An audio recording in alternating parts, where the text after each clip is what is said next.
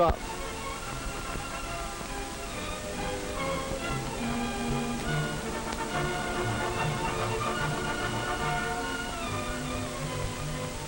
There. That's real balance and poise. The teamwork we're watching represents one of many ways to build balance and poise, along with skill, strength, and general physical fitness. And there are other things to be gained from this sort of activity. And to find out what they are, let's meet some of the members of this group. This is Ernie Allen. Note the well-developed body, no surplus of soft fat. Here's Hal Thompson. Notice his alertness, his bright interest. And meet Jean Taylor. She's a living example of poise and confidence.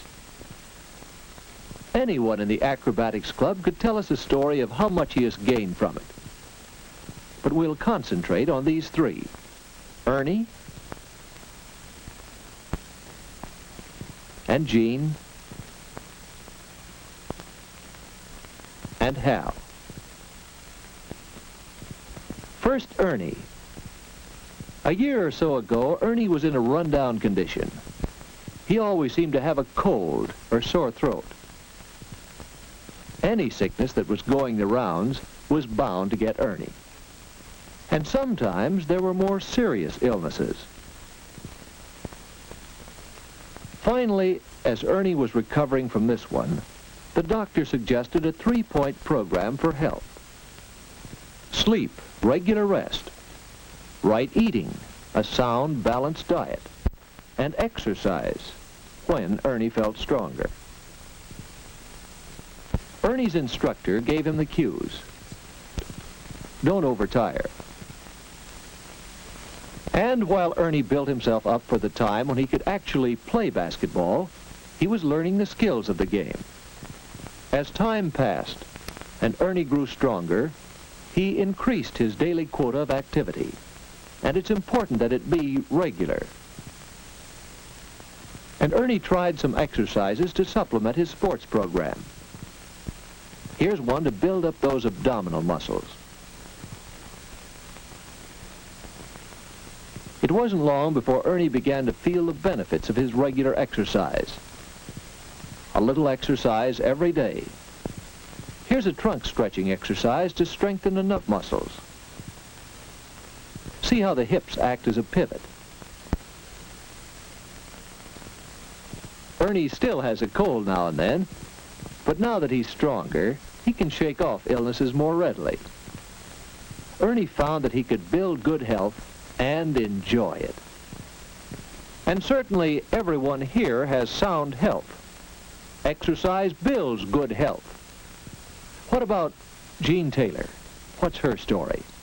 We've remarked on Jean's poise and self-confidence, but not so long ago, Jean felt lethargic and awkward. And feeling awkward, well, let's see what happens. Yes, Jean was pretty shy. Jean wondered if she could do something to make friends easier. A couple of days later, she was still wondering. And then she saw one way other people make friends. That's right, engage in sports. But no, Jean wouldn't dare. She'd be so clumsy and awkward. But the point is, of course, that you have to learn how to play. Jean thought she might try it.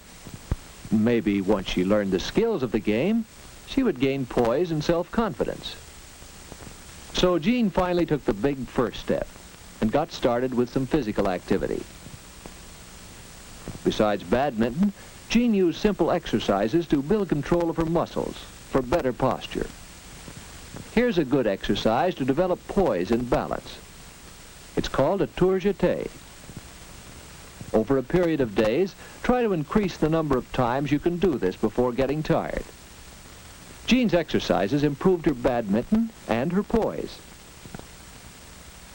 She had started out wanting to meet a few people, to make friends. So when Hal invited her to join the acrobatics club, don't think Jean wasn't pleased. Yes, Jean made social contacts and friends. That's another way exercise has helped. Jean's a happier girl, as well as a healthier one.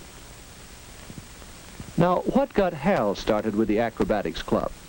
He has plenty of social contacts, and he has enjoyed fairly good health. So what was his need for physical activity? Not long ago, Hal was all work and no play. He took his studies seriously, which is all right, except that he didn't give himself time for anything else. Study, study, study. And then, after school, a job, filing papers. And that work is no more active than studying. So it's not surprising that Hal began to make mistakes. He had a steady diet of thinking, and he had no release for nervous energy. He became tense and irritable. He needed some other activity as an outlet for his emotions. Some activity more strenuous than shutting file drawers and holding books. Hal had to find out for himself that he needed physical activity.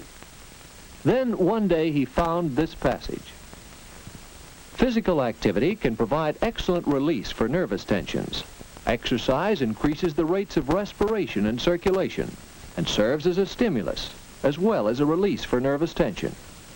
The pleasing tiredness that follows exercise promotes complete relaxation. Well, to Hal, that meant just one thing. He determined to have a program of exercise. So, after talking it over with his physical education instructor, he learned a few exercises that led him to an interest in tumbling. Try this to stretch the muscle fibers and tendons at the back of your knees. Go easy at first, until you feel the stiffness leaving. Hal usually spends some time chinning to strengthen the muscles of his upper arms, shoulders, and back. By taking time for some exercise every day, Hal finds an outlet for his nervous tension and does even better work at his studies and on the job. What of the others of this group? Why are they here? Probably their reasons are similar to Ernie's and Jean's and Hal's reasons. Perhaps they want exercise to increase their strength and endurance and to improve their balance and flexibility. Perhaps they want to establish outlets for their emotional tensions. Perhaps they want to gain poise and self-confidence and meet new friends.